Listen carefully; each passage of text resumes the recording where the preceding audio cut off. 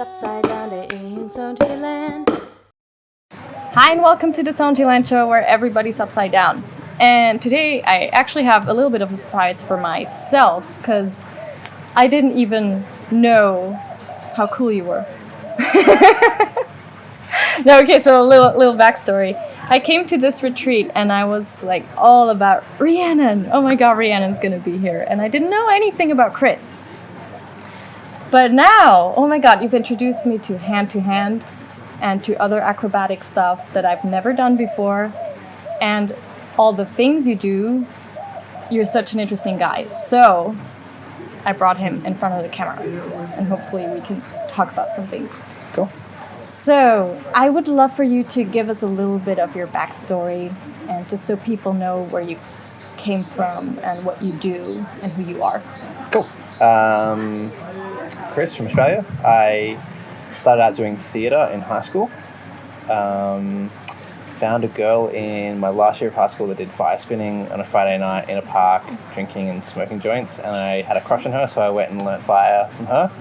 And then, that became a bit of an obsession for me for a couple of years. Went down the normal route of getting a job and lining up a career, and then, kind of left all of that and went and fruit picked and spun fire for 10 hours a day and got quite good. And then got picked up by a company down in Melbourne to perform professionally, doing corporate stuff. Went to theatre school, then left theatre school to go to circus school because I got in. And I learned acrobatics there. It's about 10 years ago now that I got in. Yeah, amazing. And you started Spin Circus, which is basically the brand behind also this retreat and other events, so right? Spin started out 11 years ago as a fire spinning festival. 60 people in a gym in a city, Melbourne, and then we've branched off and turned that into a fully fledged circus festival with aerial rigs and stages and over 200 people. And then we added APAC, the Australian Partner Acrobatic Convention, which incorporates hand-to-hand acro yoga, cheerleading, sports acro, as well as handstands, teeterboard, Russian bar, flying trapeze, lots of things that are partner acrobatic related for a 4-5 day festival, and they're back to back in January. The Bali Handstand retreat, this is our first one, which is really exciting. And I ran a full-time circus school for a while, like 8 weeks full-time. I think we did about 8 terms, so 2 years full-time training over about 4 years. The market dried up because Melbourne's very expensive to live in and stay in. So we kind of put that on hold for a while, and hopefully I'll bring that back to life someday. Well, there's something going to happen in Singapore, right? Yeah. Is that something we can talk about? Oh yeah, totally. Okay. Yeah. So APAC is my love at the moment. Now I work for a company called Gravity and Other Myths, who Rhiannon works for. And we had a little break in our tour schedule, and I offered for the company to run a series of workshops in Singapore, where a friend's just opening a space. We have to be in South Korea after that, so it kind of worked out well. IPAC is now a thing, and I'm going to try to fit in both GOM, Gravity and Other Myths, and other professional companies in between their tours to facilitate them to run workshops for acro enthusiasts, for handstand enthusiasts, and try to get those people we see on Instagram doing the amazing things, people we see in shows doing amazing things, to come and share in between their touring, because when you're touring you often can't get to community events. Yeah. So help facilitate that. That sounds awesome. And you're performing yourself. Where are you performing? With GOM in a simple space. We just did 5 weeks in London, and then went to Norwich and Czech Republic, and we're going back to Czech to remount the show, and then Belgium, Austria, Germany, South Korea, Singapore, Shanghai, France, Italy, UK. Basically everywhere on this planet. Yeah, and then go back to Australia for my festivals in January, and then I think we go Japan and Central and South America and North America after that. So cool. Which is cool, yeah. Okay, cool. So now that everybody knows approximately all the stuff you do and who you are, I find it quite amazing now after experiencing hand-to-hand for the first time that it has absolutely nothing to do with handstands. Oh, it does. If you can't hold a handstand, you can't do a hand-to-hand. Sorry, if you don't know your handstand shape, you can't do a hand-to-hand. Okay, yeah. Yeah. So it's good to have just muscle memory to hold your shape. Okay. Yeah. So some people are very good hand balancers that can't fly hand to hand. Some people can't do handstands that. In my kids' show, it's called Children of Stinky, my partner in that, we do a one arm as one of the finale tricks, and she can't hold a handstand on the ground. But she knows... A 2-arm handstand.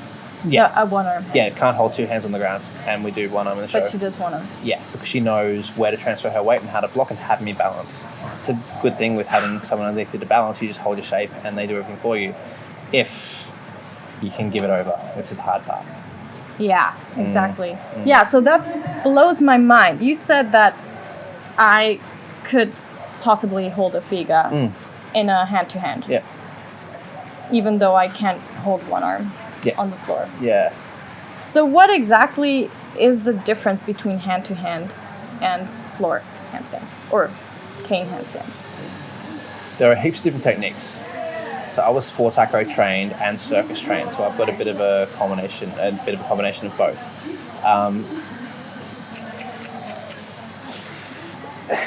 So much depends on it. I prefer my flyer's toes to be slightly on the front side, so a little bit more piped, shoulders open and blocked. That way, if you go to throw for a corbett, so like hands to feet or feet to hands, you're able to see the toes the entire time and you're snapping from the front. If you're super open and I go to throw, it's harder to go from a neutral place to snap down to stand. If you hold yourself a little bit here, it's easy to go. A lot of it is about blocking up as much as you can, which you should in your handstand anyway, but giving over your balance through this. Again, if I go to throw dynamics through something and it's not blocked up, you kind of soften here, the power will go through your body and your body's more like a ripple. So yeah, tension in the body is huge, and being able to read communication, non-verbal communication through the hands, having a nice connection. Floor handstands are flat, hand-to-hand handstands are slightly declined, and you want to have a good mixture of the balance, not using your fingers too much, just having the weight between the palm and the back of the hand. Yeah, which I find super hard because it's so automated. When you only train handstands by yourself, it's so automated to use your fingers and your whole hand to balance. It's so hard to shut it off. You use your fingers, but for me, the fingers are secondary, the palm's primary. If you don't have the palm and you just work with your fingers, you're going to lose your connection point. When I coach, I want my students to be able to do most things without fingers. So do a hand-to-hand or a one-arm without gripping your fingers. That way you know you're actually stacked and the weight is aligned. If you're holding yourself in your fingers, likely your front side or back side slightly be your strength holding yourself.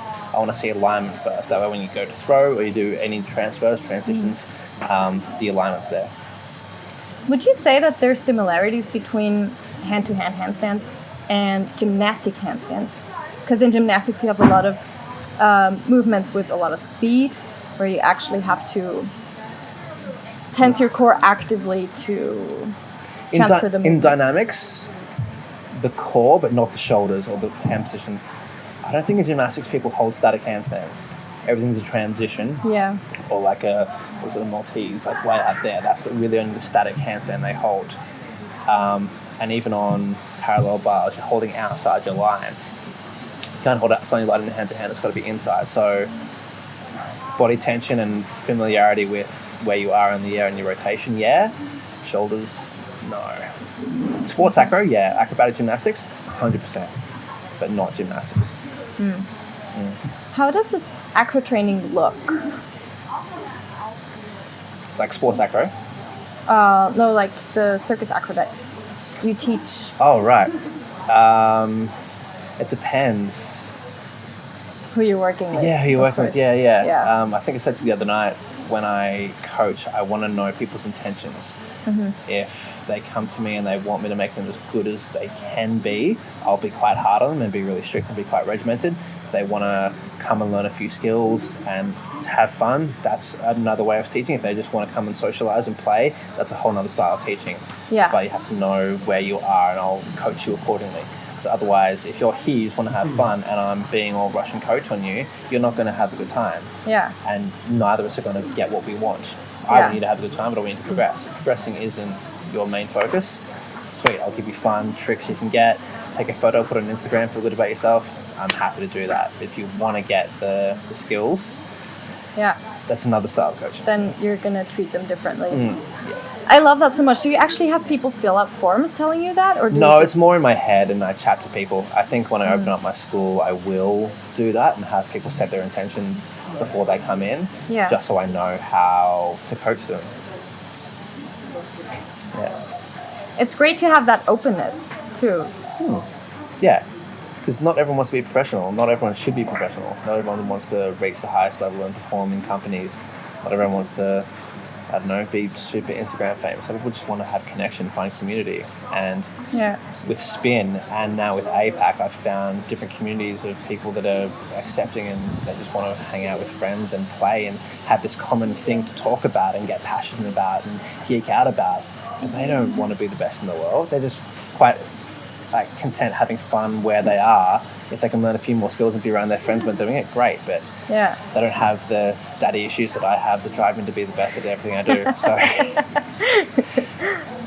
Speaking of, what are you working on right now for yourself? APAC, that's happened very recently. So it's more business Yeah. oriented. Yeah. I'm 33 and I've just come back from quite a big injury. So I know my career is on the decline. I've reached the point where I want to reach. I wanted to perform in a company touring internationally, doing high-level hand-to-hand, and I'm doing that. So the drive to push and be better is less hectic. It's not there anymore. I'm content with where I am. So now my mind is going, okay, cool. What's after this? And try to set up my business and set up my connections and my networks to go in that direction. So when my body finally says no more, I'll have something to go towards. And what about teaching? Do you enjoy that? I do, yeah. Not kids. I don't enjoy teaching kids. I don't enjoy coaching people that don't want to learn. Yeah. Exceptions to the rule with kids for sure, but most of the time you act as a babysitter, and that's not me. Same with some adults. If they come and they want affirmation that they're doing the right thing and I disagree, I'm going to tell them, and they might not have a good time. Some people are uncoachable. Some people are thirsty and they just want and they lap everything up, and that inspires me. Someone wants to come and yeah, there are different techniques, different ways of doing things, but yeah, I love coaching. Okay, I have a question for you. Okay. How do you deal with people like me who are scared of actually doing the hand-to-hand stuff? Drills make you feel comfortable with the pathway, because if you get scared, your muscle memory might not take over, but if your muscle memory should take over. If you do a certain drill and you know your body knows what's going to happen, that will override your fear and your body will just take over and do the right thing. That's why gymnastics is so good, because they just drill and drill and drill and drill, and then when you do it in a sequence with something dynamic, the same thing happens with your body.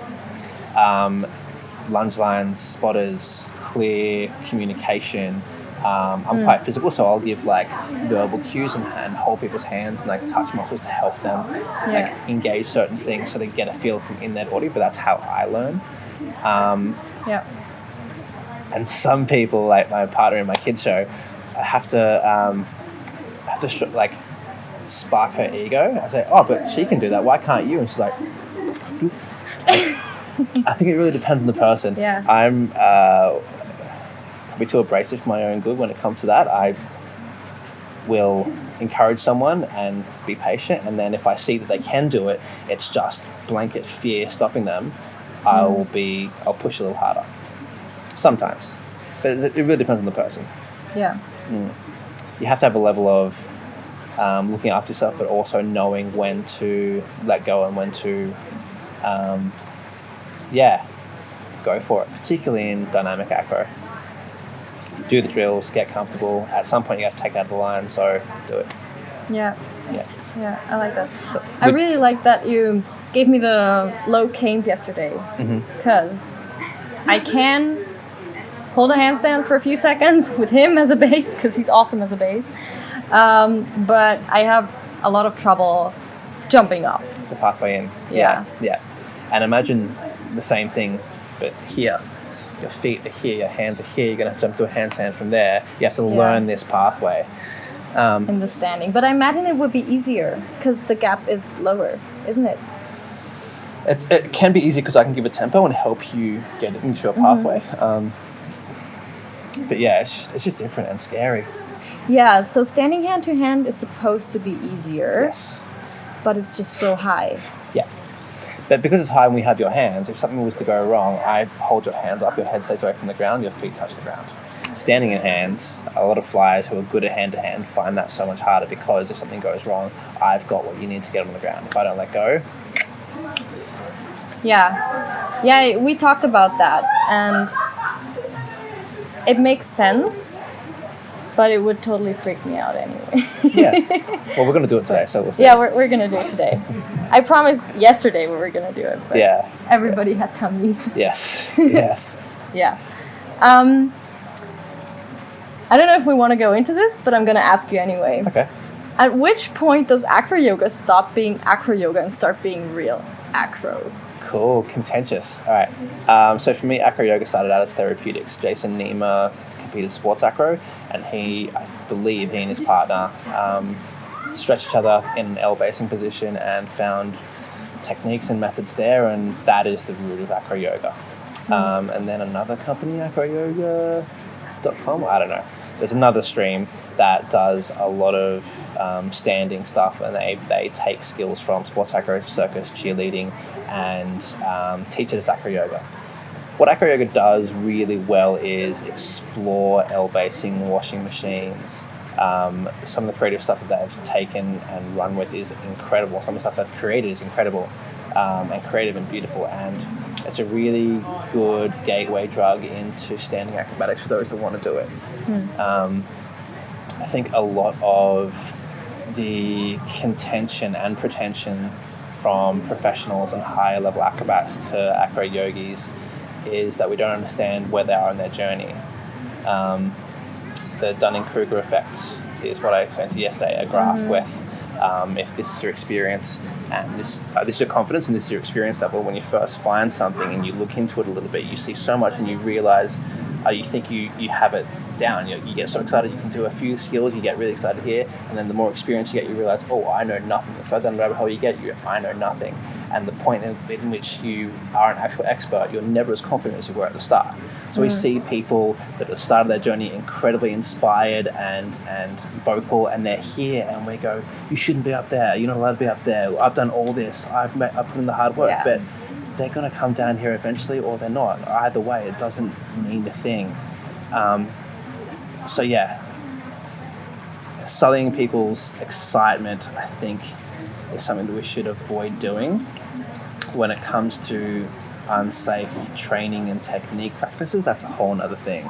I think chapter head coaching is really empowering for the coach because you get to learn this thing you just learned recently in a new light. But if you don't know everything that can go into that, if you haven't been doing it for years, you teaching one thing and only knowing this one technique, not realizing there are different body types, different weights, different shoulder mobilities, different techniques, different fears. And you're only teaching one thing, people are going to get hurt. You have to know something so much more to be able to teach this one thing. I've been doing this for 10 years. I have a bachelor's degree in circus arts and I coach and I still go, am I good enough? Like, I still have imposter syndrome. People that have done 2 weeks training in Montreal think they're coaches, and I wish I had that confidence because I still have that, like, what if I do something wrong? And this is my life, it's my passion for 10 years. So I don't know, it just depends. But I just want to instill safe, progressive working practices in things that we do. Well, I guess that's also a sign that you're a good human being who cares about doing the right things and has an ethical conscience. So, totally. To be a base, I think you have to have an innate desire to keep the person you're working with safe and to keep people around you safe. If you hold what you can do as more important than someone else's safety, I'm going to tell you and I'm going to get you out of my class. Ego is one thing and it can help you drive and is a tool that can be used. But if you're all about yourself and not looking after your flyer, I won't coach you. How do you stay safe if you don't have this environment? So I'm asking particularly because we're going to move soon. I'm going to have a training partner with whom I could potentially do some acro stuff, and I want to. Do I always need a spotter at the beginning? Or Depends what you're doing. Yeah. Depends what you're doing. You can always set up crash mats, like have a mat forward around. If you're doing standing stuff and you have crash mats up to here, you're pretty much on the floor doing it, and your base can have a little bit more, safety and a little bit more movement around. Most skills you should be given drills to do and given ways to fall out and to enter and to exit safely if something goes wrong. It depends what you're doing, really. Safety lines, people around spotting. Is it a good idea to just go for it and try stuff out? For sure. Go for what, though? Well, for like standing. Hand-to-hand? Standing hand-to-hand stuff. Cool. If neither of you have done it before, it's like two virgins having sex. It might work. It might go horribly wrong.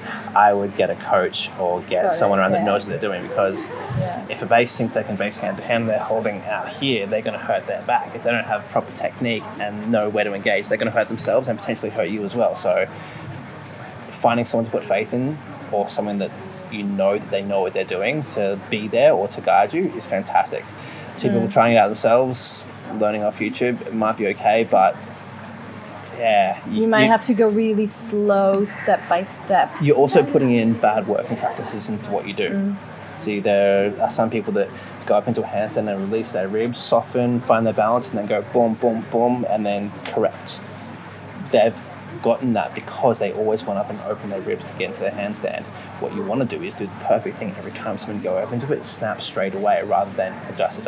Yeah. That's bad habits. Muscle memories that happen. So while there's an element of play, if you want to be good and you want to be technical, you have to get that out and clean it up from the start. But that's the difference. If you just want to come and play and you want to achieve it and take a photo and feel really good, fantastic. Let's do it. Let's not worry about all the drills. If you want to be good and you want to do high one arm, we have to do this. So it's just knowing where your market is, where your student is. Yeah.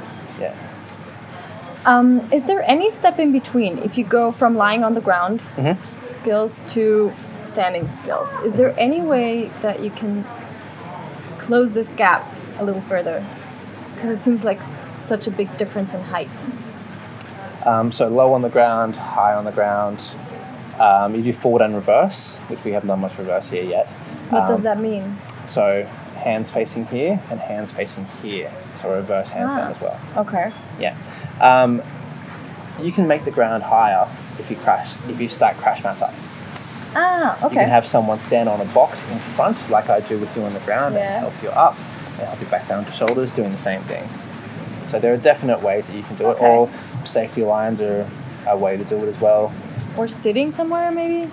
Is that a good idea? My back won't let me do that. You can kneel, but you'll have to jump yourself because I can't give you a pop, and it'll be unsteady because I don't have my legs and I'm just sitting upright. So yes, for some things, like sitting on the edge of a box, like learning one on one head is really good because you can use your legs and you can stabilize here. That's a nice way to do it rather than standing straight away. But hand to hand is a little bit different. Okay. Yeah, you can do it, but it's not so common. Yeah. Cool. I have one last question for you. Yeah. We've all been using you as a base. Everybody's like, Chris, can you base me here? Can you base me here? Because you're so strong. How is that for you? Do you feel used? Oh, I like it. Bases like being stood on.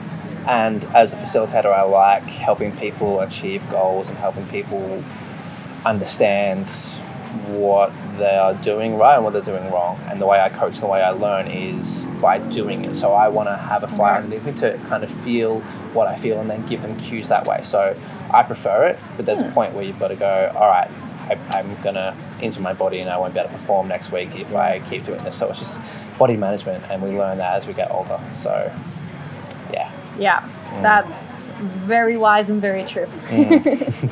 Thank you so much for being on the show. And thank you so much for organizing this amazing retreat. It was more Mel than me, but yes, you're welcome. Well, all credits to her then. Good. But you're a good team, it looks like. Thank you. Yeah.